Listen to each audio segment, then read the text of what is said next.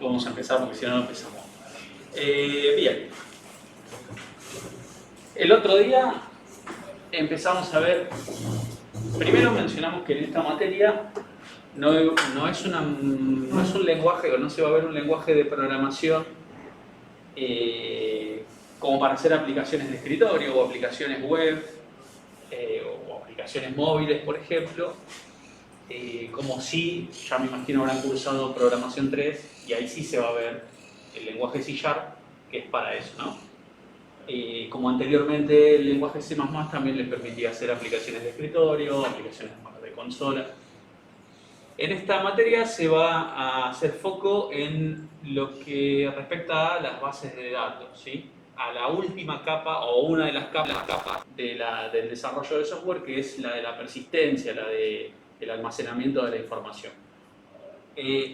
Esa capa esa capa de desarrollo de software es tan importante que tiene también su propio lenguaje y sus propios productos.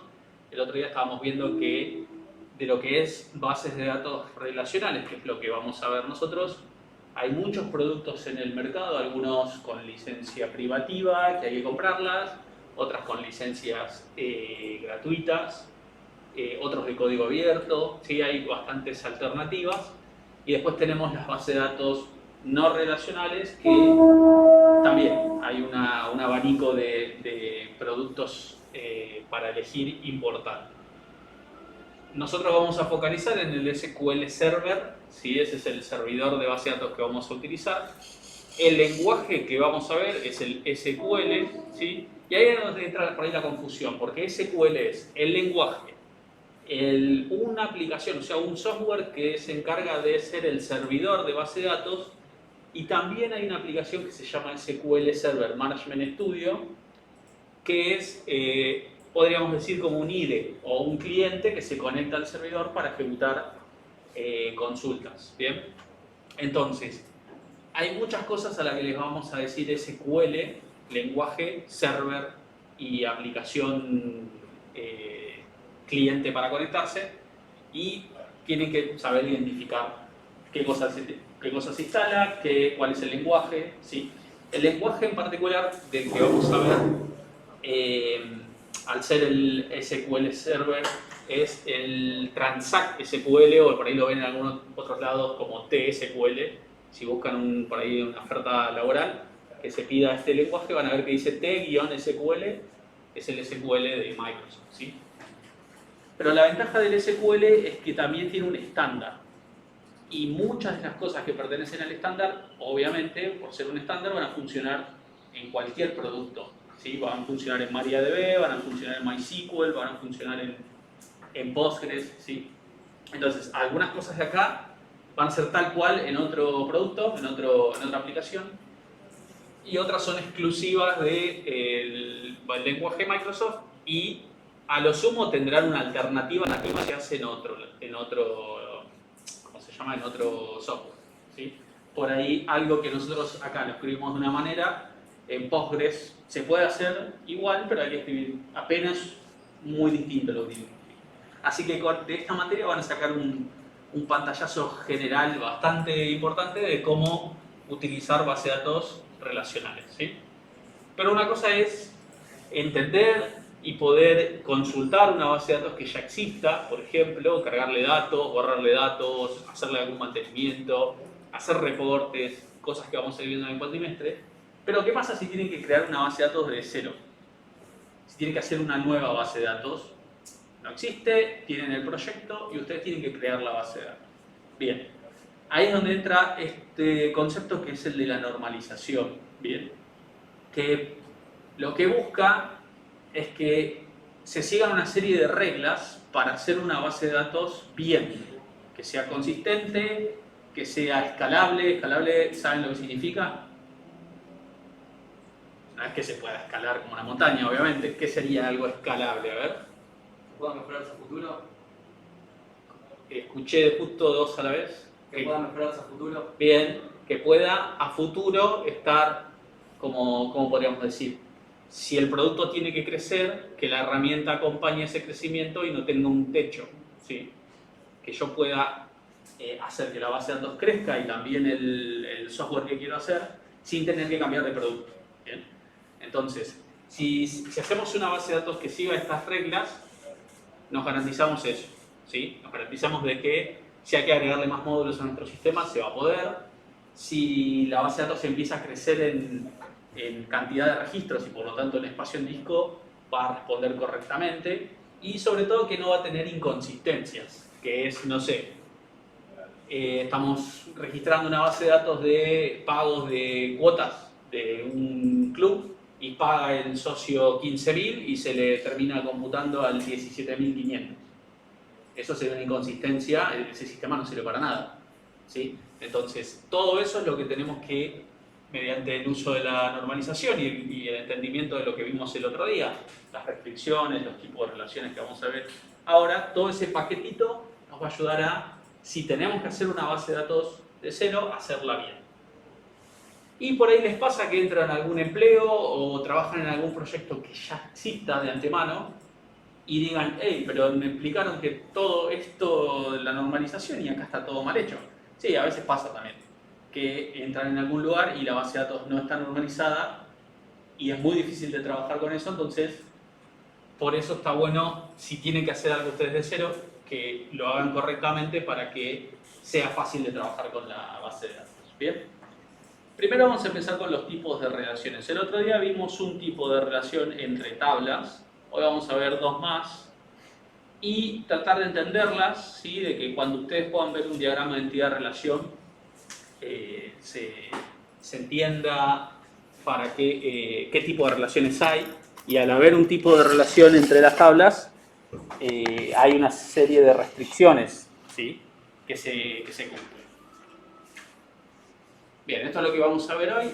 Parece poquito, ¿sí? Después va a haber una actividad para que trabajen en equipo, pero en principio conocer este tipo de relaciones entre tablas y después tres formas normales del tema de normalización. Bien, tenemos como tipo de relaciones 1 a 1, 1 a n o 1 a muchos, ¿sí? Se conoce, y n a n, que vendría a ser muchos a muchos. ¿Bien? Son los tipos de relaciones que se puede dar entre tablas. Veamos la de 1 a 1. ¿Sí? Cuando yo tengo una relación de 1 a 1, voy a tener solo un registro de una tabla, llamemos A, que se relacione con un registro de tabla B, y un registro de tabla B que se relaciona solo con uno de tabla A. Bien, acá hay un ejemplo. Tenemos libros, bien, donde yo en la tabla de libros guardo primero un ID para poder identificar al libro, bien. El ID obviamente en este caso va a ser una clave primaria, y al hacer una clave primaria, ¿qué pasaba con ese campo que era clave primaria? Lo único. Era único, exactamente, era único. Entonces, no podría repetir, por ejemplo, el libro 10.000. Si el ID 10.000 está en uso, no puede haber otro con ese ID. ¿Bien? Luego se pone un título, una fecha de publicación y una cantidad de páginas, por ejemplo. ¿Bien? Y por otro lado tenemos las portadas. La portada y la contratapa de ese libro. ¿Bien? Y esto, portada y contratapa, imagínense que es imágenes. Son las fotos de la portada y la contratapa guardadas en la base de datos, que es algo que se puede hacer sin problemas. Guardar los bytes necesarios para representar una imagen directamente en la base de datos. Entonces, como está armada esta base de datos, podría ser distinta, podríamos tener otro tipo de relación, pero en este ejemplo, un libro tiene solo una portada, ¿sí? O sea, yo tengo, no sé, el Principito o el Martín Fierro. Entonces, tengo una sola vez el registro Martín Fierro en libros, ¿sí? Con un ID, y ese mismo ID es el que va a estar en portada y el que me va a dar a mí la contratapa y la portada del Martín Fierro, ¿sí? Para lograr eso necesito que, obviamente, esto no quedan dudas, en la tabla de libros el ID es la clave primaria, pero en portadas el ID es el ID del libro y también es clave primaria, quiere decir que no va a poder estar dos veces ese mismo ID. Y además tiene que ser una clave foránea, Porque si yo pongo acá un ID de libro en portadas, tiene que existir en libros. ¿Bien? Así logro una relación de 1 a 1. Si lo hacen en el SQL Server van a ver que cuando hacen el DER, ¿sí? ¿Se acuerdan que era el DER? Yo a veces pregunto como para respirar un poco también, ¿no? No es que todo quiero saber si se acuerdan. El diagrama. El diagrama, acá me dijeron, diagrama de entidad relación, perfecto. Es ese diagrama que muestra o toda la base de datos o a veces una partecita, depende de si la base de datos es muy grande, por ahí me hago un DER más chiquito, y muestra un resumen de la tabla de forma gráfica y las relaciones que hay. El DER de este me mostraría, si lo hago con el SQL Server, una llave de los dos lados, porque la llave representaba unicidad, representaba que hay una clave primaria o una clave única, ¿sí? Bien. Este tipo de relación es bastante atípica en realidad, no se usa con mucha frecuencia. Y a veces lo que pasa cuando hay algo que es poco frecuente, atípico, que le decimos, miren que no se usa tanto, es que no pueden vivir sin esto ahora. Como que a todos le tratan de poner una relación de 1 a 1. Y no siempre es así, ¿bien? Entonces, un poco de las posibles razones por lo cual se utilizaría una relación de 1 a 1. Si yo tengo una tabla que es muy grande en cantidad de columnas, ¿sí? Yo podría fragmentar esa o dividir esa tabla en otras tablas e ir haciendo relaciones de 1 a 1, ¿sí? Entonces, de esta manera yo podría hacer que si la tabla va a tener muchas filas y además tiene muchas columnas, es muy costosa de seleccionar después, porque me va a traer muchísima información. ¿Bien? Entonces yo podría ir separándolo en partes. Esa es una manera o una razón de por qué utilizaría una relación de 1 a 1. ¿Bien? Después puede pasar que yo tengo un conjunto de datos que quiero aislarlos, los quiero llevar a otra tabla por cuestiones de seguridad, que no sean accesibles fácilmente.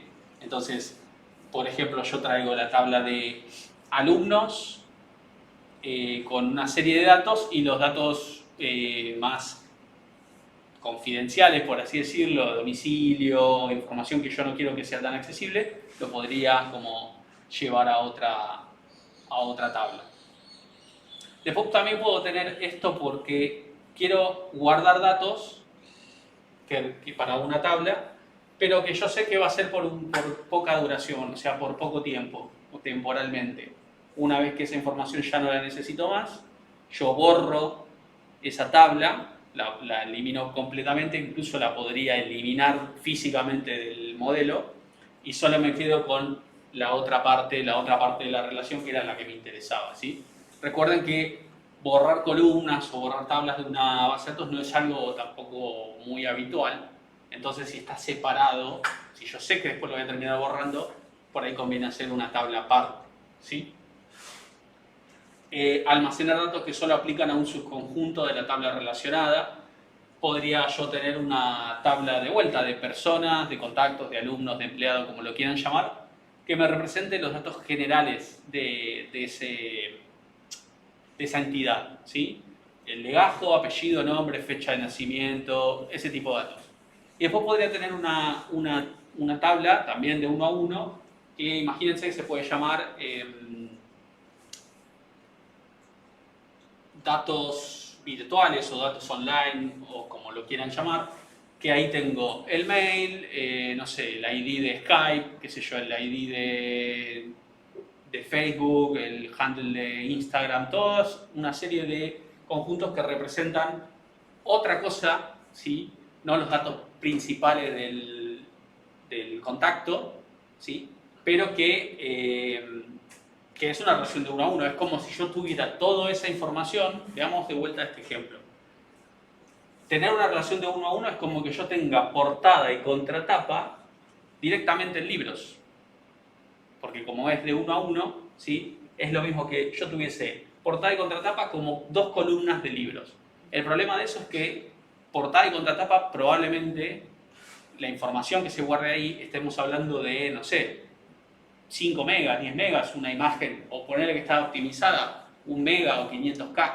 Es bastante información para una fila. Entonces, por una cuestión de practicidad, se separa en otro lado. Si yo solamente quiero los datos de los libros para, por ejemplo, ordenarlo o filtrarlo por páginas, no necesito tener en ese conjunto de datos las imágenes de la portada y la contratapa, ¿sí? Entonces ni accedo a esa tabla. Ahora, si yo quiero de un libro el título y la portada, sé que tengo que, además de consultar la tabla de libros, acceder a la tabla de portadas también, ¿sí? A través de la relación que hay. ¿Bien? Y después algo muy común es, bueno, yo ya tengo un sistema que está funcionando, está hecho de una manera y ya tengo la entidad con la que está trabajando. Quiero incorporar como un nuevo módulo, quiero incorporar una nueva funcionalidad y no quiero afectar la entidad que ya existe. Entonces hago una relación de 1 a 1 y todo lo nuevo de ese módulo se guarda en una tabla nueva, ¿sí? Después, como está relacionado de 1 a 1, me fijo con el ID de la tabla A, como dijimos, de una de las tablas, y si ese ID existe en la otra tabla, me traigo el resto de los datos, ¿sí? Es otra forma de no cambiar la estructura general de la tabla original cuando estamos agregando una funcionalidad nueva a un sistema, ¿sí?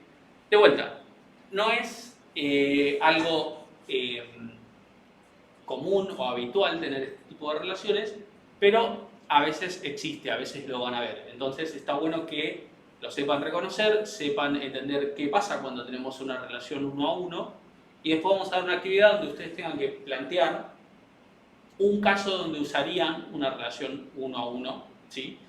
1 a muchos y muchos a muchos, que son las que vamos a ver. ¿Bien? Esta yo creo que es la más difícil de todas de entender, porque son tantas las justificaciones de por qué las usaría que es como que cuesta un poco más.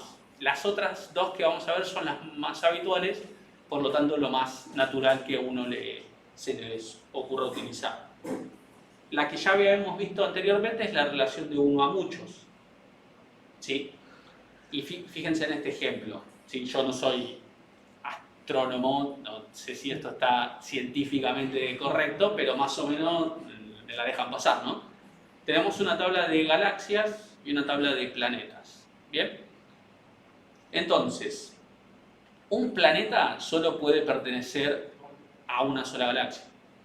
¿Sí? El planeta Tierra pertenece a la Vía Láctea.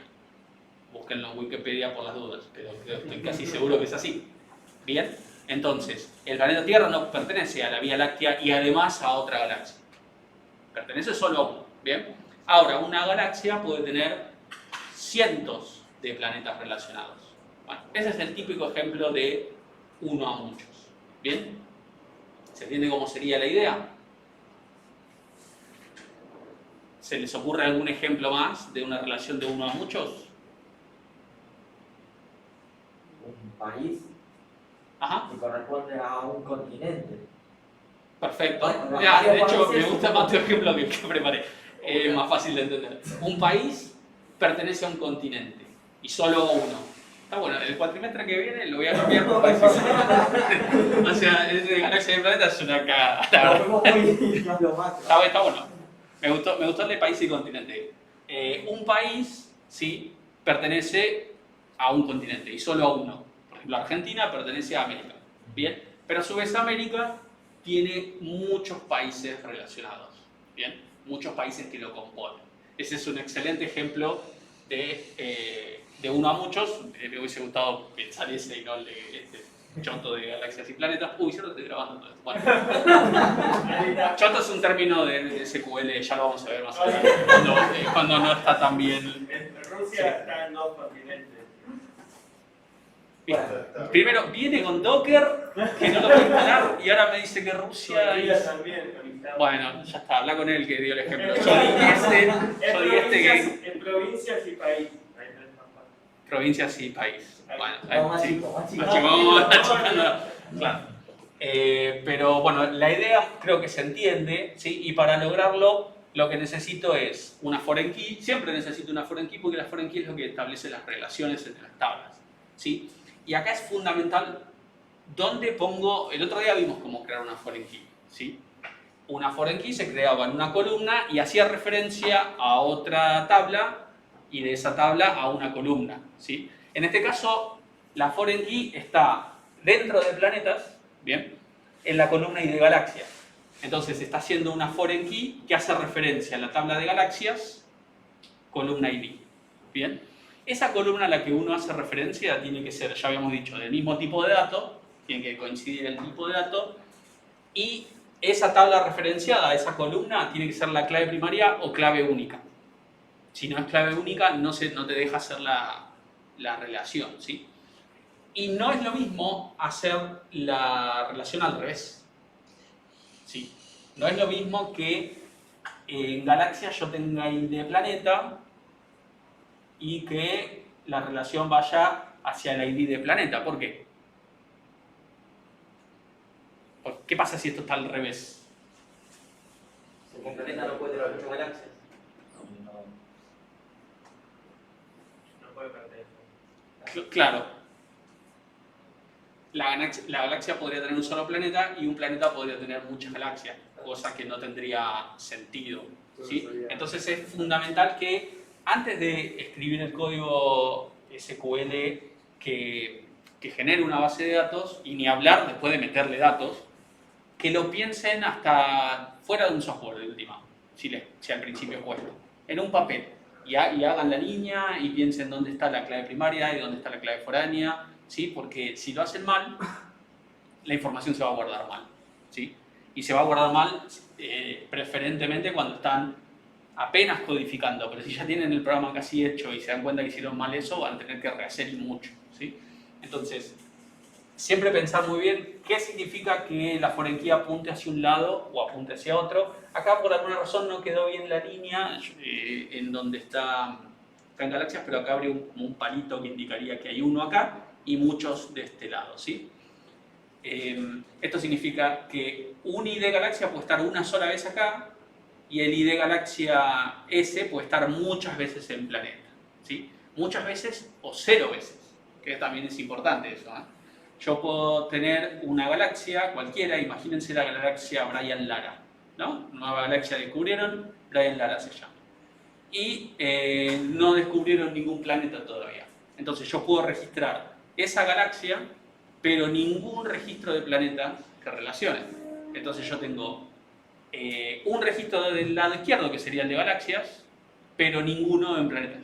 Eso puede pasar, ¿sí? Y no infringe ningún problema de foreign key, de integridad referencial. Sí estaría muy mal el sistema de base de datos si yo tengo un planeta, le cargo un código de galaxia y ese código de galaxia después no existe. Eso está muy mal. Eso podría pasar en archivos, como trabajábamos en C++, porque si yo no escribí una validación, una función o una clase, algo que se encargue de validar que exista del otro lado, el archivo me lo dejaba pasar sin problema. Las bases de datos tienen esos objetos que son las restricciones que se encargan de que esto no pase. Si no las escribimos, entonces funcionaría como un archivo, todo desrelacionado y se puede guardar cualquier cosa y esa no es la idea, ¿sí? Entonces, en parte estas restricciones, estas relaciones, ayudan a que el sistema de base de datos no terminan siendo archivos sueltos donde yo guardo información y nada se valida con nada, ¿sí? La idea es que utilizando las restricciones que vimos la semana pasada y un poco acá que lo vamos como explicando un poco más en detalle, tengan un sistema de base de datos relacional, es decir, cada tabla esté relacionada con alguna, ¿sí? Puede pasar que haya una tabla que quede sin relacionar, son casos excepcionales, una tabla de log, por ahí no me interesa que esté relacionada, log sería como de histórico, ¿no? No me interesa que esté relacionada, pero todas las tablas que representan la producción, o sea, la operativa de lo que yo estoy representando, tienen que estar relacionadas, por lo menos con una, ¿sí? Y bueno, nos quedaría una relación de muchos a muchos, ¿sí? Que se representa de esta manera. Básicamente hay una tabla intermedia, ¿sí? Que lo que hace es relacionar con una relación de uno a muchos, tanto hacia la derecha como hacia la izquierda. Por ejemplo, yo quiero decir que tengo programadores y que tengo lenguajes de programación, ¿bien? Y yo quiero decir que muchos programadores, ¿bien? pueden o conocen muchos lenguajes de programación y a su vez muchos lenguajes de programación son conocidos o son utilizados por muchos programadores. Bien, entonces, para lograr esto, fíjense que no podré utilizar esto de acá, porque con esto de acá yo puedo decir o que un programador conoce muchos lenguajes de programación o de otra manera que un lenguaje de programación es conocido por muchos programadores. Entonces ahí se incorpora esa tabla intermedia, ¿sí? Que en general la terminología que se utiliza es el nombre de una de las tablas por el nombre de la otra. O sea, lenguajes por programadores o programadores por lenguaje, ¿sí? Pero también se podría llamar, no sé, conocimiento, podría ser, no sé. Le pueden poner el nombre que quieran, siempre y cuando representen lo que representa, ¿sí? Que sea descriptivo de lo que representa. Acá, fíjense, la clave primaria de programadores es el mail. No es una clave primaria que yo sugeriría, pero lo puse a propósito para que vean que una clave primaria puede ser incluso texto. No está bueno que el mail sea una clave primaria. ¿Por qué razón?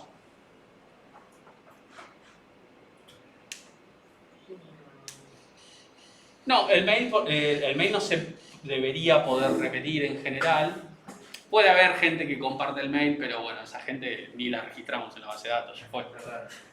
Ya está, quedan afuera. Pero, ¿por qué razón les parece que no es una buena? Sí puede ser una buena clave única, una buena clave candidata que no se repita, pero la clave primaria, la que yo voy a utilizar en todos lados para hacer referencia a ese programador. ¿Qué les parece? ¿Por qué no el mail? ¿Esa persona puede tener dos mails? Perdón porque me hablaron todos juntos. Por el largo de la cadena me gusta, es algo complejo, ¿no? Si acá, imagínense que el mail es Ángel Simón Capo Independiente 1986 y me lo llevo a todas partes, a todo eso, ¿sí? Y vos habías dicho una cosa también. Que una persona puede tener más de un mail. Sí, bueno, tendrá que elegir uno, Sí o sí. ¿sí? Lo que decía su compañero es que una persona puede tener más de un mail, lo cual es verdad, pero ahí tendría que elegir uno, ¿sí? Pero una persona por ahí quiere cambiar ese mail. Entonces, cambiar ese mail, si fuese una clave única en programadores, es modificar eso, ver que no se repita, ya está. Si es acá, yo cambio el mail de un programador y ese cambio tiene que afectar en todos los lugares donde haya una foreign key, porque se tiene que actualizar esa foreign key al nuevo mail. Entonces, claramente no es una buena idea, ¿sí? Que sea clave primaria el mail o un texto muy, muy extenso, ¿sí? No digo que un código alfanumérico no puede ser una clave primaria. Sí, tranquilamente. Pero no un mail, ¿sí? Acá lo ideal es ID, tranquilamente autonumérico. El otro día vimos lo que era autonumérico. Y ese ID sí me lo llevo a lenguajes por programadores y a cualquier lado donde referencie a programadores. ¿Bien? Bueno, entonces, para lograr la relación de muchos a muchos, en esa tabla intermedia lo que tengo es la clave primaria de una de las tablas, es decir, programadores, en este caso el mail, la clave primaria de la otra de las tablas, el ID del lenguaje, y la combinación de esas dos va a ser la clave primaria de esa tabla intermedia. Quiere decir, mail puede aparecer acá ¿cuántas veces en lenguajes de programación? Todas las veces que quiera. Yo puedo repetir el mail en lenguajes por programadores todas las veces que quiera. ¿Cuántas veces puedo repetir el ID del lenguaje? Todas las veces que quiera en esta tabla intermedia. ¿Qué es lo que no puedo repetir en esa tabla intermedia más de una vez? La combinación de esos dos. Quiere decir que si yo digo, bueno, el mail de uno de los estudiantes, de cualquiera de los que está acá, el ID lenguaje que representa SQL. Esa es la clave primaria. Y además yo después le puedo agregar una columna más, como este caso, que no es parte de la clave y que me agrega más información. Por ejemplo, el nivel, que podría ser la nota que se saca en un examen o cómo se autopercibe en ese lenguaje de programación, avanzado, intermedio, básico, ¿sí? Ese valor no es parte de la clave, ¿sí? Es solo una columna de esta tabla, pero la clave primaria compuesta es mail e ID lenguaje. ¿Bien? Si no tengo una columna extra que agregue información, no se la pongo y la tabla estaría compuesta solo por el mail y el ID lenguaje con la clave primaria compuesta, ¿sí? La clave primaria compuesta es fundamental, porque si yo no pongo esa clave primaria compuesta y me queda sin clave primaria, yo podría repetir más de una vez el mismo mail y el ID de lenguaje. Y eso no es correcto, ¿sí? Bien, ¿dudas hasta acá? Bien. Entonces, con esto tenemos los tres tipos de relaciones, con la relación de uno a uno, la más atípica y por ahí compleja de que se dé un caso donde haya que utilizar, y donde tenemos después la relación de uno a muchos, ahí la más habitual, y la de muchos a muchos, que es una forma de representar de uno a muchos, pero en casos puntuales, ¿sí? Como este, en la que yo quiero decir, bueno, yo tengo programadores, fíjense que acá hay una relación de uno a muchos con lenguajes por programadores, pero a su vez, lenguajes también tienen una relación de uno a muchos con lenguajes programadores, ahí es donde se da de muchos a muchos, ¿sí? Pero no existe en el DER una forma de representar muchos a muchos. Se logra de esta manera, ¿sí? Bien. Preguntas por acá, después van a hacer una actividad con respecto a esto. Van a juntarse en equipos y van a pensar 3 ejemplos, uno de cada uno, ¿sí? Y los suben en el campus virtual en una actividad, ¿bien?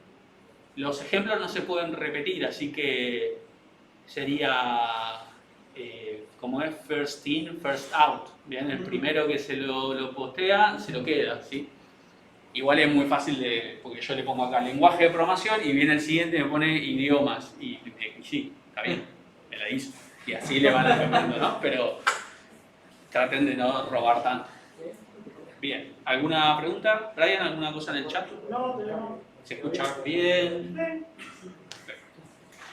Bueno, entonces, si no hay consultas con respecto a esto, seguimos con la parte de normalización. Y la parte de normalización, yo creo que es de los temas de esta materia, es uno de los más complicados, ¿sí? Muy conceptual, así que por ahí no pretendan de que de la primera que hagan les salga a la perfección, va a haber errores, ¿sí? Se va a ir mejorando, pero lo importante es una técnica, no es algo artístico, no es que uno le sale, este es buenísimo normalizando porque como alguien es buenísimo pintando. Igual la pintura también es algo técnico, si se estudia, pero digo, hay una base, una serie de reglas técnicas, científicas que hay que seguir, ¿bien? ¿Voltearon? No, eso. Ah, sobre. Tenía ganas de echar la pelota, por eso. Perdón. Bien. Entonces, la normalización son una serie de reglas, un conjunto de reglas que están definidas, ¿sí? Y que van a organizar los datos que yo guardo en una base de datos de forma consistente, de forma correcta, ¿bien? Y acá es donde a veces le encuentran la vuelta y nos embocan, porque depende mucho del contexto del problema. Yo puedo mostrarle para una base de datos una normalización que es correcta y que tiene, no sé, 3 tablas, y por ahí otra persona con esas mismas entidades lo normaliza de otra manera y también es correcto, ¿sí? Depende mucho del contexto del problema. A veces uno no normaliza de una forma tan avanzada o tan profunda porque el contexto del problema no lo justifica. Bien. Ahora cuando veamos algunos ejemplos, pues les voy a dar una idea de cuándo justifica. ¿Qué es esto de que no se justifica o si se justifica? ¿Sí? Acá están las 3 formas normales que vamos a ver. Está como la definición formal. Yo no me la sé de memoria ni lo pienso memorizar. Básicamente, si quisiera saber la definición, la busco y listo. Nosotros nunca le vamos a pedir que nos digan esto de memoria porque no tiene ningún sentido. Pero sí lo que pretendemos es que lo lean y traten de entender, ¿sí?, a qué equivale cada forma normal y cuándo utilizarlo, cuándo representarlo en una base de datos. O si ya una base de datos no está normalizada en alguna de las formas normales, también que se den cuenta, ¿sí?, de que hay algún error ahí en el medio. Veamos este ejemplo de lo que podría ser una tabla, que ni nombre le puse, es una tabla. Tiene estos datos, ¿sí? Esta es la tabla, llamémosle tabla X, ¿sí? Tiene estos datos. ¿Qué me dicen de esta tabla?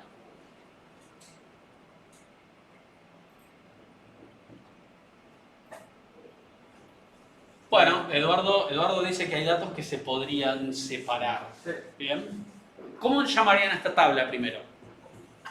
Vamos empezando, o sea, en general yo parto primero de la idea y después le cargo datos. Pero este es un caso al revés, donde yo ya tengo datos y partaríamos a la idea, ¿sí? ¿Cómo llamarían a esta tabla? Persona. Personas, por ejemplo, ¿bien? Bueno, entonces si la tabla se llama personas, ¿qué cosas no corresponden a personas? Último premio. Contacto. Premios, idiomas, ¿alguna cosa más que se les ocurra? Ubicación, ¿cuál es ubicación? Ah, sí, bueno, el nombre de la localidad, el nombre de la provincia, eso. Sí. Bien, eso podría ser. Bueno, entonces la idea es que la base de datos separen entidades acotadas con la información exclusiva de esa entidad. Entonces, si yo tengo una tabla de personas, me guardo exclusivamente lo relacionado a la persona y todo lo que no tenga que ver con persona irá a otra entidad, ¿sí? Y después, si yo quiero no perder esa relación que había entre la persona y la otra entidad, por ejemplo, dónde vive la persona o qué premio ganó esa persona, lo que sea, ahí uso las relaciones, uso las foreign keys. Entonces, acá como mínimo tendría una tabla que se podría llamar personas, después podría tener una tabla que se llame idiomas, otra que se llame localidades, otra que se llame provincias. Voy separando una cosa que es una ensalada en muchas tablas que tienen la información solo una vez para evitar duplicar datos y después los relaciono con las foreign keys, ¿sí? Yo no voy a armar el DER de todo esto porque sería enorme, ¿sí? Sería bastante grande, pero lo que tengo armado es cómo sería la descomposición solo con los nombres de las tablas y una posible descomposición, podría haber otras correctas, ¿sí? Pero habíamos dicho, acá está persona, fíjense que quedó como en el medio, y de esta tabla surgen un montón de otras entidades. Por ejemplo, de las personas yo podría guardar los domicilios en otra tabla. Entonces, en domicilio me guardo el nombre de la calle, ¿sí? Me guardo el código de la localidad y el resto de la información relacionada con domicilio. ¿Y qué me voy a tener que guardar también en domicilios para saber que ese domicilio le pertenece a Jerry Seinfeld, que ahora vive en San Francisco, se mudó hace poco? El legajo, que es la clave primaria, ¿no? Entonces, en personas probablemente me quede el legajo y el apellido, el nombre, la fecha de nacimiento, los datos que son completamente dependientes de la persona y nada más. En domicilio tendría el nombre de la calle, el código de la localidad, no sé, alguna observación. Vieron que en general cuando uno tiene información de domicilio no solamente guarda la calle, sino a veces datos extra como para poder ubicarlo. Por ejemplo, frente a una plaza o las entrecalles. Eso también es muy... Cuando hacen una base, van a hacer una base de datos que va a ser entrega, por ejemplo, que va a hacer entregas o que se van a hacer envíos y por eso guardan el domicilio, nunca se olviden de eso. O sea, hagan domicilios para todo el mundo, no para la gente que vive en Capital Federal, donde te pone ahí el piso y el departamento es obligatorio. Yo vivo en una casa y no tengo piso y departamento, ¿sí? Y por ahí un domicilio es sin número y después el resto es callejón tanto, puerta verde. Eso es un domicilio también, ¿sí? O ruta 9 kilómetros. Kilómetros tal. Entonces, yo les recomiendo, si van a hacer un sistema que va a hacer después entregas, toda la gente que haga entregas le va a agradecer que, además de guardar calle, dirección, altura, piso, departamento, todo eso, siempre tengan un campo de observaciones para ese tipo de cosas. Bueno, fíjense que el domicilio, imagínense que en el domicilio yo quiero representar que esa persona vive en General Pacheco, ¿sí? ¿Cuántas personas podría tener en esta base de datos que viven en General Pacheco? Un montón. Entonces, la idea es no estar repitiendo el término o la cadena de texto General Pacheco tantas veces como personas vivan ahí. Entonces, lo que hago es, me hago una tabla de localidades donde una sola vez va a aparecer General Pacheco y después lo que hago es relacionarlo con sus IDs. Y lo mismo hago con provincias y lo mismo hago con países. ¿Sí? Entonces, Argentina, el país Argentina, aparecería una sola vez, el texto me refiero, ¿no? La cadena Argentina, aparecería una sola vez en países. Después, cada vez que yo quiero hacer referencia al país Argentina, por cómo está acá, hago referencia al 54. Eso es una tabla relacional. ¿Sí? Yo de esto no solo que la hago consistente, sino también evito la duplicación de datos, o sea que empiezo a cada vez utilizar menos espacio en disco. ¿Sí? En pocos registros no hace falta, pero en muchos registros se hace una diferencia. ¿Sí? Después, por ejemplo, tenemos premios, teníamos por otro lado. ¿Sí? Acá en premios yo guardaría Globo de Oro, Emmy, Oscar, Martín Fierro y así. Y solamente una vez cada premio. Y después, en premios por persona, yo pondría qué persona es, su ID, o su legajo en este caso, qué premio es, su ID y el año, por ejemplo. ¿No? Entonces ahí pueden ver cómo tenemos, qué tipo de relación hay entre personas y premios. Muchos a muchos. ¿Ven? Cómo se empieza a descomponer esto. Con idiomas lo mismo, es más o menos el mismo ejemplo que les había mostrado recién. Y con mails y teléfonos, acá hay alternativas y acá es donde depende del contexto del problema. En este ejemplo tenemos el mail y 2 teléfonos de Seinfeld. ¿Sí? No lo llamen porque después se enoja conmigo, Jerry. ¿Sí? No lo llamen, por favor. Y le escriban mail. Pero ven, acá tenemos dos teléfonos y un mail. Pero podría pasar que para la siguiente persona yo tengo 5 teléfonos y 10 mails. Entonces, un error sería querer guardar toda esa información de teléfonos y mails, si va a ser así, bien, en la tabla de personas. Porque ¿cuántas columnas tendría que dedicar a teléfonos y cuántas tendría que dedicar a mail? ¿Sí? No sé. Entonces, salvo que el sistema que yo voy a representar me diga es un solo teléfono por persona y un solo mail por persona, ahí lo meto directamente en la tabla de personas y no hay ningún problema. Si no, me hago 2 tablas más, una para mails y otra para teléfono, donde acá tendré el mail y el legajo de la persona, y tengo una relación de 1 a muchos, y el teléfono y el legajo de la persona, y ahí también tengo una relación de 1 a muchos. ¿Bien?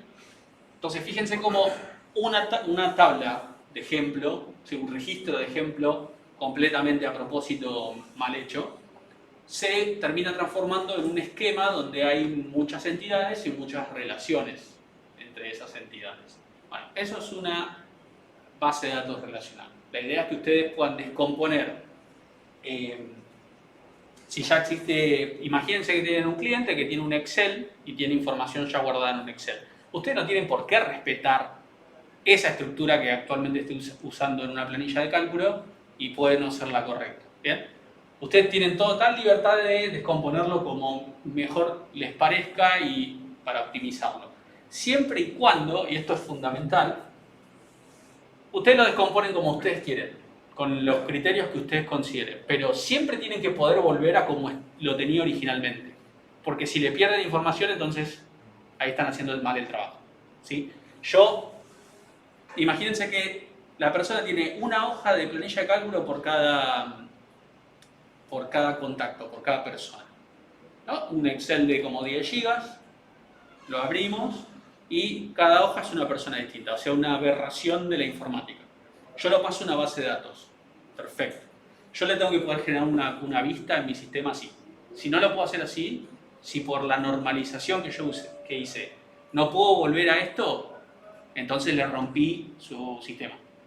¿Se entiende?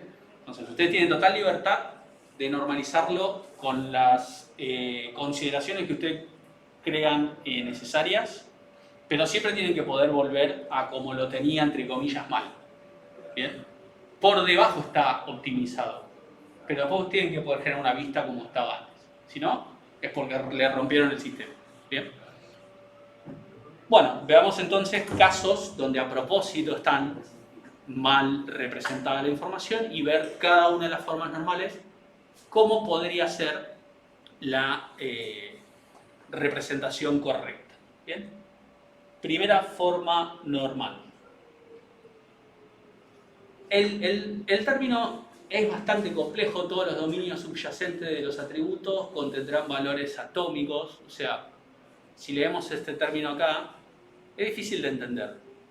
Pero quedémonos con esto de valores atómicos. ¿Qué les parece que es un valor atómico dentro de una columna? Un valor chiquito, dicen, bueno. Valor único. No, único da más idea a lo de clave primaria y todo eso, pero a ver, ¿qué se creía antes del átomo? Yo sé que todo... que era la partícula mínima, ¿no? Bueno, entonces, yo en el DNI estoy guardando como la mínima expresión de lo que podría guardar acá. ¿Hay solo un DNI acá? Sí, entonces esto está correctamente representado. Apellido, también hay un solo apellido. Nombres, acá es controversial, porque en el primero tenemos 2 nombres. Después vemos este caso. Pero veamos teléfonos. ¿Teléfonos están en valor atómico? Para nada. Yo tengo algunas personas que tienen 2 teléfonos, otras que tienen 3, otras que no tiene, y para expresar que no tiene dice la cadena no tiene, ¿sí? Entonces, eso está claramente mal representado. Básicamente lo que busca esta forma normal es que yo no intente meter en una columna muchos valores separados por coma, o por punto y coma, o por guión, o con 2 puntos, o la vuelta de tuerca que se me ocurra. No es la idea, ¿sí? Mientras que en las bases de datos no relacionales sí se guarda la información así, en las relacionales no. Es un error de diseño, ¿sí? ¿Por qué? Porque, fíjense la primera pregunta, ¿cómo le quitaríamos, cómo podemos decir que López Juliana ya no tiene más el teléfono 444-444? No es fácil.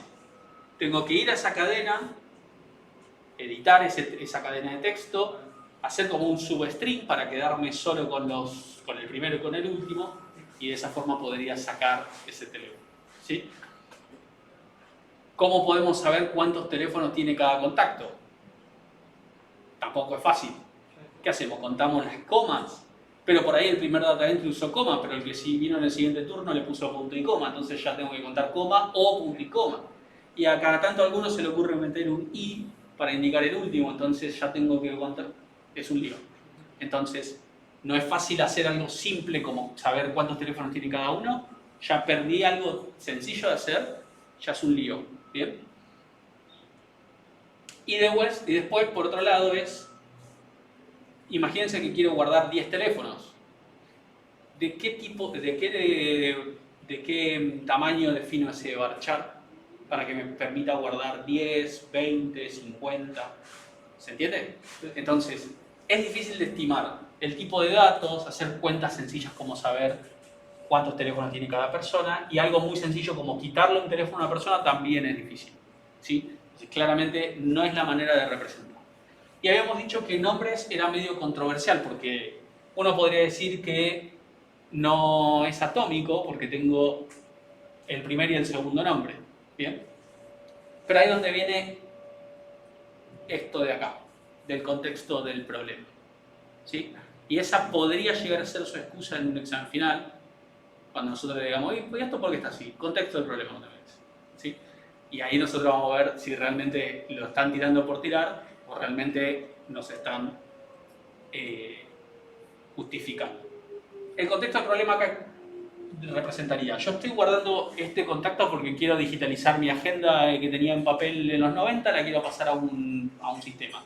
Entonces, ¿hace realmente, o sea, necesito realmente tener el primer y el segundo nombre separados? ¿En algún caso yo voy a acceder solo al primero y no al segundo? ¿O me da lo mismo?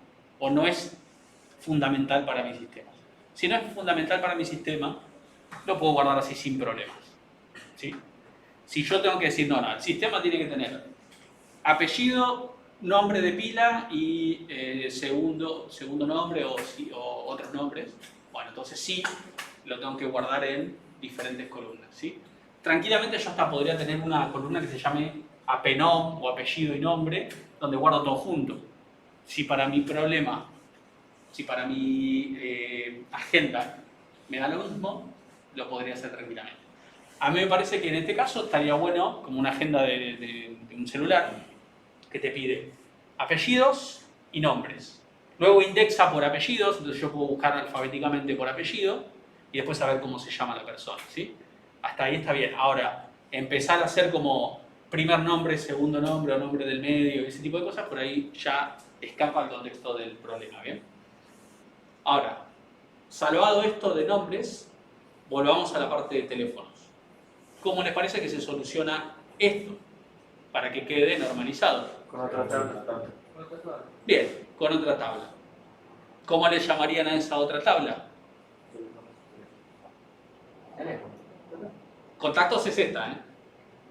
No, teléfono haciendo relación a contacto. Bien, podría llamarse teléfono, sí, me gusta el nombre de teléfono. Fíjense acá, yo le planteé en el medio una solución que está en primera forma normal, porque los valores son atómicos en todos los casos, pero ¿está bien? No, ¿Por qué no? porque puede llegar a tener 10 teléfonos como indicador. Muy bien. Fíjense, acá teníamos como máximo una persona con 3 teléfonos. ¿Sí? Y este me lo había salteado. Fíjense este disparate de acá. 2 veces el mismo número. O sea, Sí. como garantizo que no repita el mismo número, también es bastante complicado. ¿Qué tipo complicado que vos eres? Acá, esto se podría validar, ¿sí? Se podría validar un poco más fácil. Está en primera forma normal porque no hay más de un teléfono por cada columna, pero no es la solución verdadera por una de las razones que dijeron por acá. Si yo quiero guardar 4 teléfonos, ya no tengo la posibilidad de hacerlo. Me limita a que sean 3 teléfonos. ¿Bien? Y hay otro problema también. ¿Qué les parece? La piscina ya la traes en la otra tabla. Sí, igual seguimos con la tabla de contactos. Esta no es la tabla de teléfono. Es la tabla de contactos, pero como que destiné más columnas para teléfono. Sería más pesada la tabla. No sería más pesada la tabla, pero Por ahí. El chequeo de los datos. el chequeo de los datos es un poco más complejo porque si yo quiero verificar que no se repitan los números de teléfono, por ejemplo, yo tendría que verificar que el teléfono 1 sea distinto del 2 y que el 1 sea distinto del 3. Y que el 2 sea distinto del 3 también. Tengo que verificar todo eso, ¿sí? Tengo que hacer esa combinatoria para que no haya repetición de datos. ¿Qué más? Hay una cosa que pasa con uno de los contactos que demuestra de que tampoco es una solución correcta. ¿Eh? Que sea obligatorio, que sea uno. Que no tenga teléfono. No, el teléfono supongamos que se puede repetir porque imagínense acá que Carlos y Candela viven en la misma casa y tienen el mismo número de teléfono. Eso podría pasar. Creo que alguien lo dijo por ahí. Que no tenga teléfono. Si yo no tengo, tengo un contacto sin teléfono como el de el DNI 3000, estoy desperdiciando 3 columnas, o sea, tengo que tener 3 columnas sin datos. ¿Sí? Completamente innecesario. O sea, si yo necesito más teléfonos, me faltan. Y si quiero solo un teléfono, me sobran 2. ¿Sí? No, entonces no es la manera correcta. Por más de que esté en primera forma normal. Entonces, la forma correcta sería dejar la tabla de contactos sin los teléfonos. O sea, quito lo que anteriormente no estaba en primera forma normal. Lo quito de acá. Y me lo llevo a otra tabla que le puse teléfonos por contacto, pero podría llamarse teléfonos. ¿Bien? Y entonces, cada dato repetido en la otra tabla va a ser una fila distinta acá. ¿Bien? Pero de vuelta, como yo lo saqué de la tabla de contactos, de alguna manera pierdo quién era el contacto que tenía ese teléfono. Antes yo sabía quién era el contacto que tenía ese teléfono porque estaba en la misma fila. Pero ahora al no estar más ahí, ya no sé quién es. Entonces, ahí es donde también me tengo que llevar la clave primaria y hacer una foreign key. Entonces, fíjense, ¿cómo hago ahora para que un contacto pueda tener 10 teléfonos? Lo agrego. Simplemente a la tabla de teléfono. Agrego 10 registros de teléfonos por contacto, donde el DNI será el DNI de ese contacto. ¿Bien? ¿Cómo hago ahora para que no se pueda repetir la combinación? Ya lo dije, lo tendría que haber formulado distinto. ¿Cómo hago para que una persona no tenga el mismo teléfono dos veces? Que sería un disparate que antes pasaba y ahora, ¿cómo evitaría eso? Yo no quiero que pase esto de acá, como pasa con Julieta. ¿Cómo hago acá? Hago PK teléfono y FK DNI. Sí, pero hay un término que lo vimos la semana anterior. Claro, con una compuesta. Claro. Haces una clave Bien. compuesta y haces una Es una clave compuesta. Hago una clave compuesta, evito que se repite la combinación de DNI y teléfono. ¿Sí? Después, a ver, ¿cómo digo que López Juliana no tiene más el teléfono 444-444? Elimino la línea. Borro la fila. Borro la fila cuando el DNI sea 2000 y el teléfono sea 444-444. Borro una fila, ya no lo tiene más. Fíjense cómo se empieza a simplificar todo. ¿Cómo hago para saber cuántos teléfonos tiene Candela Perrone? Haces una Claro, consulta por... Me fijo cuántas veces aparece el DNI de esa fila, de Candela Perrone, en teléfonos por contacto. La cantidad de apariciones que haya con el mismo DNI significa que van a ser teléfonos, ¿sí?, distintos, porque además es una clave primaria compuesta. Entonces fíjense cómo esta separación en dos tablas me soluciona todos los problemas que antes habíamos formulado. Era bastante más sencillo plantearlo así que tenerlo de la otra manera. ¿Bien? ¿Se entiende entonces este primer concepto? Básicamente lo que van a evitar es el almacenamiento de múltiples datos, ¿sí?, en una misma columna. Generalmente lo van a ver cuando se separa por coma, punto y coma, guiones, espacio, lo que sea. Eso se puede representar mucho mejor de esta manera, ¿sí? Bien. Vamos ahora a la segunda forma normal. La segunda forma normal dice todos los atributos que no son clave de una entidad tienen que depender por completo de la clave primaria. Juan. Ahí se cortó internet. A ver. No, se escucha todo. ¿Te escucha bien? ¿Sí? Genial. Se cortó, pero ahora se escucha. Bien. Chamullero, siempre se escuchó. Entonces tenemos el legajo es la clave primaria de empleados. ¿Bien? El legajo es la clave primaria de empleados. Entonces, el apellido y nombres, que está todo representado en este caso en una sola columna, pero porque no me entraba en la pantalla, no porque sea la forma correcta, depende por completo de la clave primaria. ¿Qué significa que depende por completo o funcionalmente de la clave? Es que cada vez que aparezca el legajo 1000 va a ser Jerry Seinfeld, por ejemplo. Entonces sí, eso es verdad. Cada vez que aparezca el legajo 1000 va a ser el año de ingreso de esa persona, 1990, es correcto. El ID área de esa persona es 1111, en otra tabla, acá no entró, es correcto. Ahora, el nombre del área depende del legajo. ¿De qué dependería el nombre del área? Si yo tengo una ID de área que me representa cuál es el área, entonces la columna área en la tabla de empleados está candidata a que no vaya ahí. Bien. Y fíjense acá cómo es que también nos damos cuenta de eso. Fíjense los tres primeros registros. Bien. Yo tengo tres personas que trabajan en el mismo área, pero el nombre del área es distinto en los tres casos. Son sinónimos los tres: desarrollo, programación, dev, ponele. Tranquilamente podría ser el nombre del área. Pero yo lo que quiero en este caso es unificar. Yo quiero tener el código de área que represente dónde trabaja cada empleado y que el nombre del área yo después lo obtenga a partir de ese código de área. ¿Bien? Entonces, ¿cómo les parece que sería la manera de representar esto correctamente? Con una tabla de áreas. Una tabla de áreas.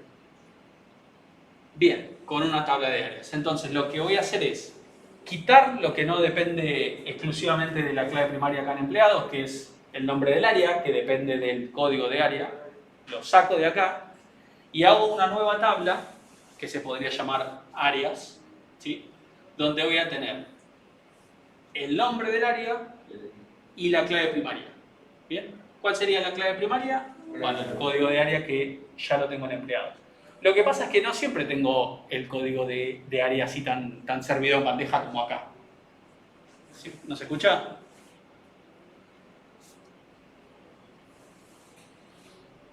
Perfecto. Les decía que no siempre voy a tener un conjunto de datos donde todo esté más o menos servido en bandeja. Podría pasar que yo no tengo esta columna ID de área y solamente tengo legajo, apellido y nombres, año de ingreso y el nombre del área. ¿Bien? Entonces yo puedo detectar esta inconsistencia donde el mismo área, en este caso es representado con nombres distintos, y en tal caso me invento un ID para la tabla nueva. Si no existe, si no tengo ya, imagínense que el ID de área, la organización, la empresa, ya lo tiene definido, ¿no? El área, no sé, 11 es el área de sistema, el área 15 es el área legal. Bueno, ahí la clave primaria surge sola, ya me lo define la misma organización.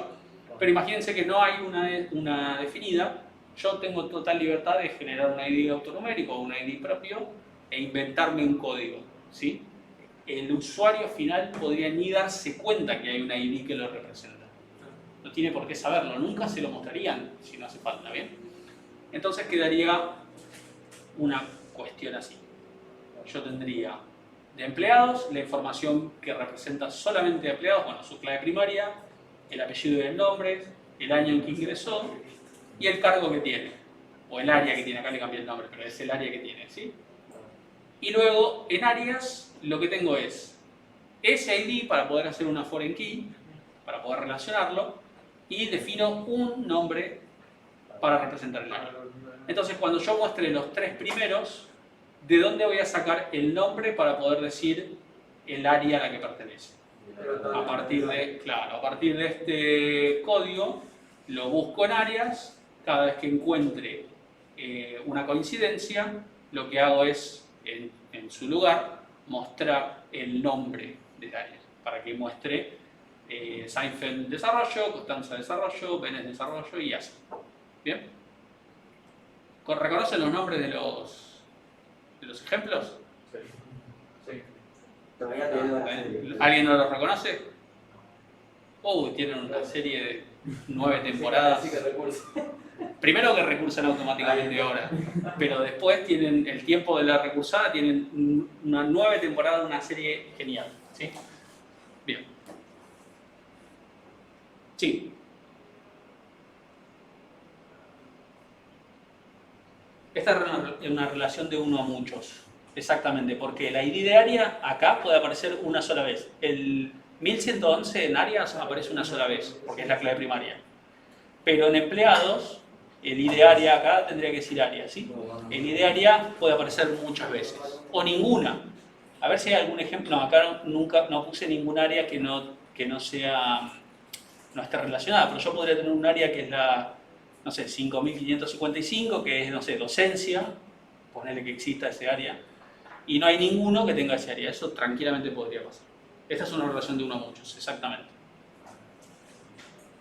Bien. Vamos. Sí.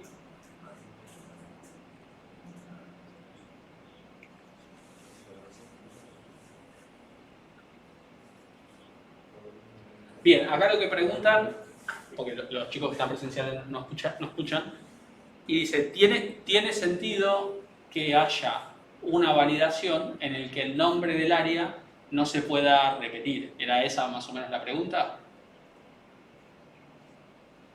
Bien, ¿qué les parece? Primary key.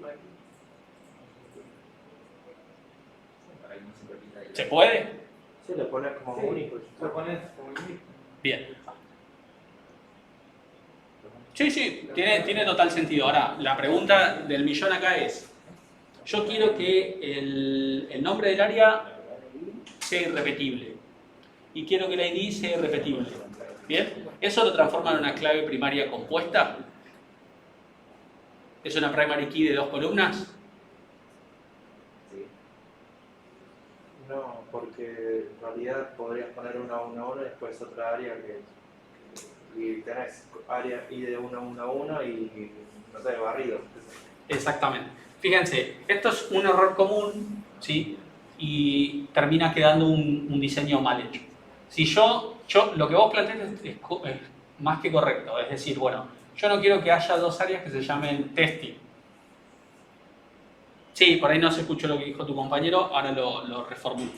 Pero lo que vos habías planteado es básicamente... ¿no se escucha? Ah, bien. Lo que planteó... Sí, ahí se nota porque no se escucha.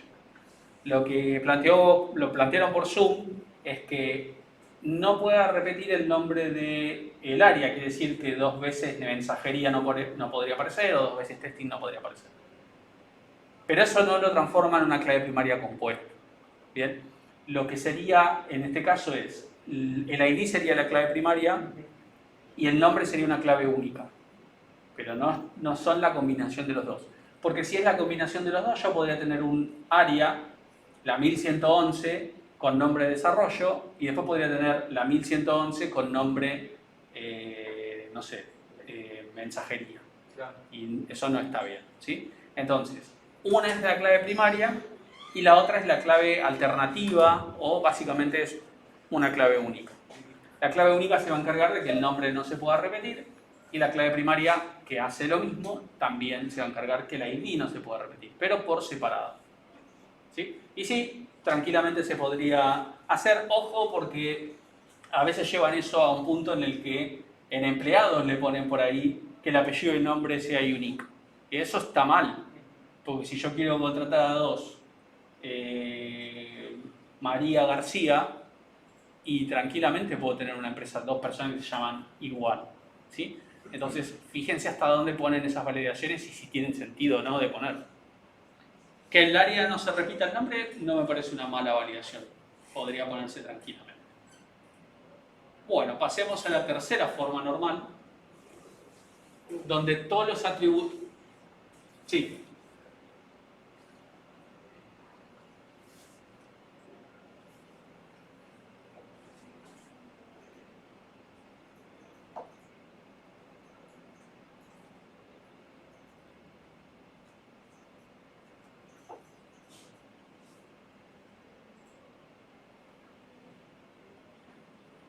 Es que exactamente lo que yo quería plantear en este caso es que son las 3 áreas la misma, solo que al momento de cargar la información se le puso un nombre que es un sinónimo. Algo parecido pasa, imagínense que yo tengo el código postal o el nombre de la localidad y también tengo el nombre de la localidad, el código y el nombre. Entonces el nombre a veces pongo Cava, a veces pongo Capital Federal, a veces Ciudad Autónoma de Buenos Aires, Ciudad de Buenos Aires y diferentes alternativas, y siempre me estoy refiriendo a lo mismo. Entonces, para evitar esa inconsistencia, lo normalizo, lo defino todo en un solo lugar. Entonces, el nombre que ponga acá es el que va a ser el nombre del área para todos los empleados. ¿Se entiende? Y eso también ayuda a que imagínense que le quiero cambiar el nombre de área a todos estos empleados a la vez. Es muy fácil. Vengo acá y en vez de poner desarrollo, pongo desarrollo de software. ¿Sí? Lo cambio acá y automáticamente en todos los listados o vistas donde se esté mostrando el área de cada empleado, se va a mostrar el nuevo texto. Un solo cambio afectaría un montón a través de esta relación que se haría. ¿Sí? Bien. Tercera y última en la materia, hay formas normales, hay muchas más. Todos los atributos no clave tienen que depender de manera no transitiva de la clave primaria. Bien. Y acá hay que retrotraer un concepto de la matemática, que en realidad todo lo que es base de datos son conceptos de la matemática. Después se van a dar cuenta seguramente con más detalle. Pero acá un concepto de la matemática que es el de la transitividad. Que seguramente cuando vean algunos teoremas o no me acuerdo cómo se llaman, porque hace mucho que no estudio matemática, pero exactamente, eso que todos los que están acá no lo escucharon, es el ejemplo de la transitividad, ¿sí? ¿Alguien me plantea un ejemplo de transitividad que no sea con matemática? Porque, ¿alguien se acuerda de un ejemplo de transitividad en la matemática, por ejemplo? Yo no, tendría que haber estudiado.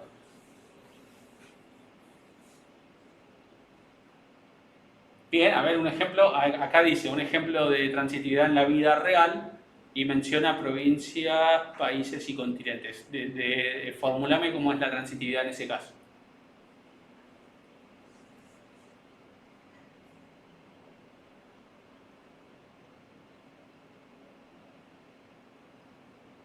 Perfecto. Bien, lo que planteó su compañero es, yo vivo en la provincia de Buenos Aires. La provincia de Buenos Aires está dentro de Argentina.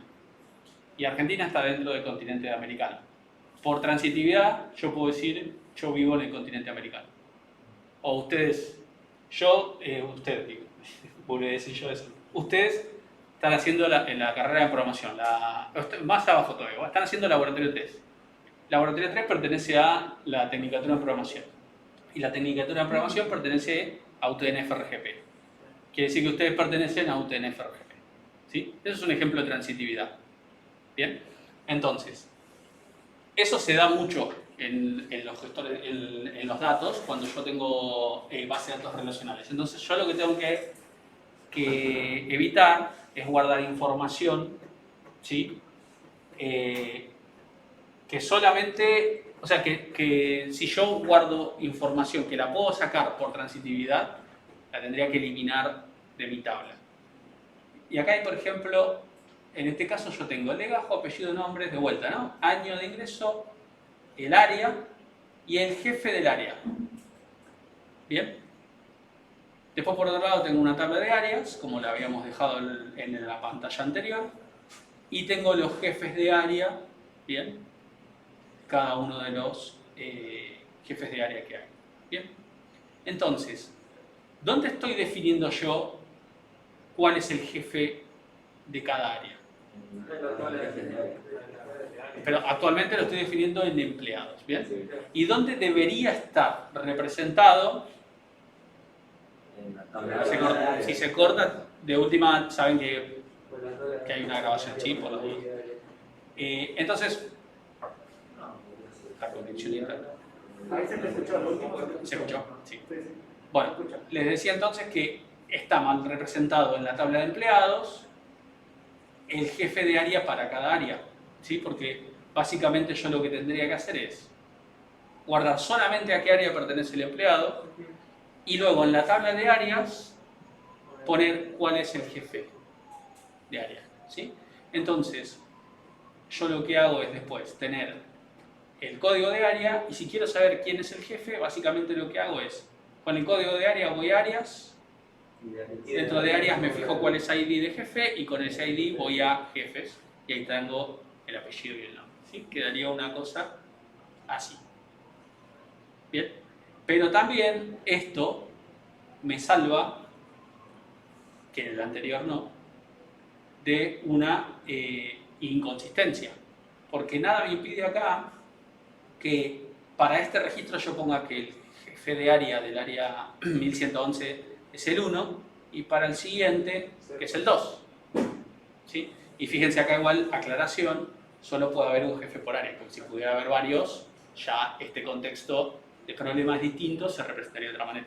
Pero en este caso me salva de una inconsistencia en el que acá yo ponga un ID, que ¿qué es lo único que tendré si yo hago una foreign key de jefe de área con jefes de área, en este ejemplo? ¿Qué es lo único que yo tendría que garantizar para que me lo permita guardar? Que exista en otra tabla. Quiere decir que yo puedo poner 1, 2, 3 acá.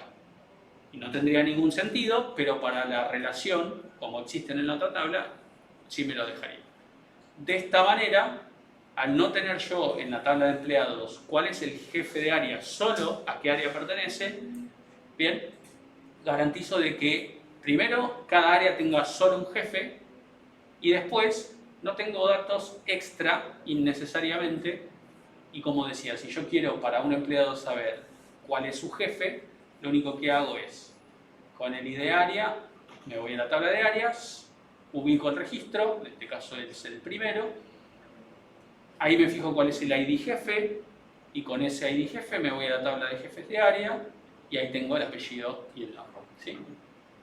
Quiere decir que con esta serie de reglas lo que en general va a suceder es que de una idea inicial, que por ahí es una o a lo sumo dos tablas, empezamos a pensar reglas que lo descomponen en 3, 4, 5, 6, muchas tablas más. ¿Bien?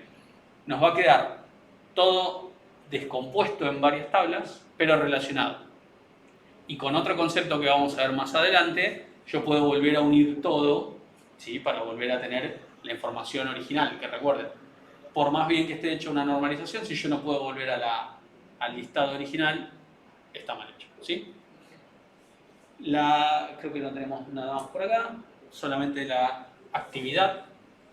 La actividad, que sería la 1.1, ya está en el campus virtual, ya la tendrían que poder acceder y poder hacer. La 1.2 se va a hacer en grupo, la tienen que ubicar, ahora está oculta, pero la tienen que ubicar en el campus virtual. Y básicamente ahí van a tener que hacer equipos, ¿bien? Y pensar. 3 ejemplos, uno para cada tipo de relación, ¿bien? Entonces, ustedes lo que hacen después es subir un script a través de algún repositorio, podría ser en GitHub, GitLab, Bitbucket, el que más les guste, y si todavía no manejan eso, puede ser en Dropbox, en cualquier nube básicamente, ¿sí? Van a subir archivo de SQL con el comentario que explique con palabras qué tipo de relaciones están representando, ¿sí? No solo uno a uno, uno a muchos, sino también, como habíamos puesto en un principio en las pantallas anteriores, por ejemplo, un libro puede tener una portada, ¿sí? Expresado de esa manera. Y después, obviamente, el código SQL que cree la tabla con las restricciones para que eso se dé. Básicamente yo tengo que poder apretar F5 y me tiene que crear las bases de datos, las 3 bases de datos con las relaciones hechas. ¿Bien? Tiene una alternativa a esa, ya cuando lean el enunciado se van a dar cuenta, porque el otro día cuando Brian codificó la creación de la tabla, de las bases y las tablas, Brian cuando creaba la tabla ya ponía en la misma línea donde creaba la columna la restricción. Por ejemplo, si creaba la tabla de empleados y ponía legajo, ponía legajo es begin, no acepta nulos, y ahí ya le ponía primary key, por ejemplo. Pero esa no es la única manera. Yo puedo crear la tabla con el tipo de dato y nada más, y crear todas las restricciones después. Eso es válido también, ¿sí? Entonces, para eso van a tener que investigar. En el campus virtual hay apuntes y también hay videos donde muestran muchas maneras de crear tablas por código. Investigan eso y estaría bueno que al menos uno de los que presentan de los 3 ejemplos, el script sea creado así. Las tablas sin ningún tipo de restricción y las restricciones después, abajo. ¿Bien? Bueno, esa es la actividad 1.2. La van subiendo en el campus virtual, después se van a habilitar los espacios para subirlo. Y en equipo. Si hacen equipo de 4 personas, lo sube uno solo en nombre de todo el equipo. ¿Sí? En el comentario del post ponen los integrantes. ¿Bien? Y después va a haber una actividad 1.3, todavía no está ni va a estar habilitado, pero se va a habilitar, donde van a tener que normalizar y después crear de la normalización que hicieron las tablas y las restricciones. ¿Bien? Pero en la actividad 1.3 lo que van a ver ustedes es una descripción de un problema en párrafos, o sea, un detalle escrito completamente a propósito confuso. Así que van a tener que leer y darse cuenta qué cosas sirven, qué cosas están de más, qué cosas a veces se repiten a propósito, dice lo mismo pero de otra manera, ¿sí? Se tienen que dar cuenta de eso y plantear un esquema, un DER con eso que está escrito, ¿sí? Esa actividad 1.3 va a ser de una base de datos que la vamos a seguir utilizando de acá hasta que casi termine el cuatrimestre. Obviamente en algún momento tenemos que llegar a un punto en que todos tengamos lo mismo. O sea que a medida que avancen las clases, después vamos a decir, bueno, ¿se acuerdan de esa actividad? Esta es la base de datos que todos van a usar, porque si no cada uno va a tener un esquema distinto y va a ser muy difícil, ¿sí? Pero al principio ustedes pueden plantear cualquier esquema, preguntarnos a nosotros subiendo el TER y nosotros le vamos a decir es correcto o está mal normalizado, ¿sí? Esas son las actividades que se van a ir habilitando en la semana. Bien, ¿alguna consulta de esto? Bueno, otra cosa con respecto a las reuniones. Es muy posible que la materia tienda más a que sean encuentros virtuales que presenciales, ¿sí? Y que los encuentros presenciales sean 1 o 2 veces por mes, pero no todas las clases presenciales, ¿sí? Eso igual lo tengo que consultar, obviamente, con la dirección, pero no creo que haya ningún problema, sobre todo en el nivel en que ya están. O sea, están a 1 año de recibirse y ya tienen que poder ser autodidactas y no necesitar estar enfrente de un docente para poder aprender por su cuenta también, ¿sí? Entonces, es muy posible que los próximos encuentros sean virtuales y ustedes van a ver en el cronograma, si dice virtual, es virtual, básicamente, y si dice presencial, es presencial y este intento de virtualidad a la vez, este híbrido que a veces funciona, a veces no, depende mucho del ancho de banda, ¿sí? Entonces también le quería dejar en claro eso porque cuando sea virtual no vengan a la facultad porque no vamos a estar, ¿sí? Si dice virtual. Bueno.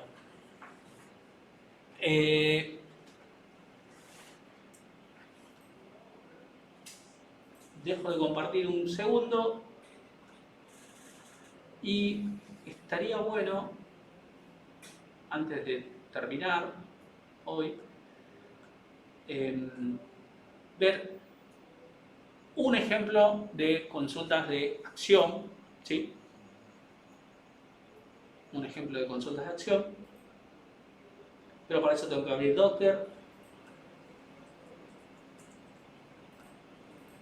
y tengo que correr el script que hizo Brian el otro día. Y que funcione, ¿no? Y que funcione.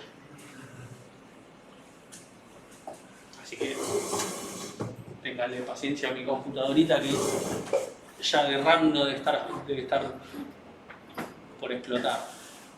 No. Skip.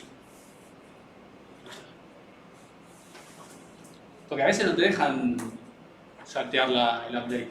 Y si había que hacer update, terminábamos. Ya está, basta. Pero por ahí me deja... le voy a compartir la pantalla a los chicos de Zoom porque si no, no saben qué estoy haciendo.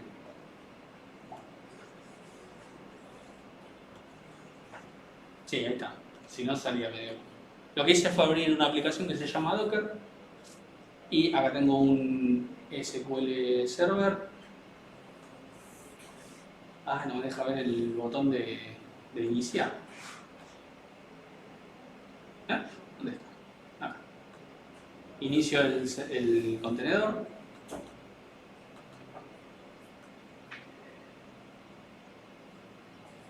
Bien. Bueno, el contenedor está funcionando, así que voy a abrir el Azure.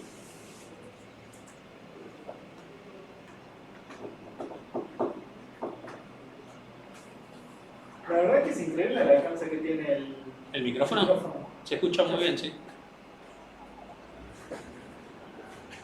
El sistema operativo, porque me parece que tengo de todo abierto, el grabador de pantalla y el Zoom, todo junto.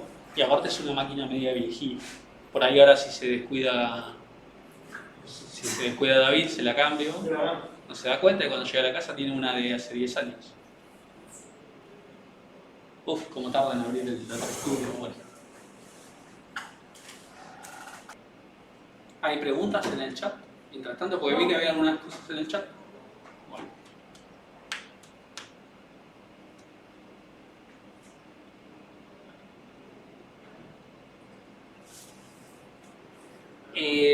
La participación en la cursada, la idea es que te sirva a vos para aprender los conceptos que después se evalúan en el examen integrador.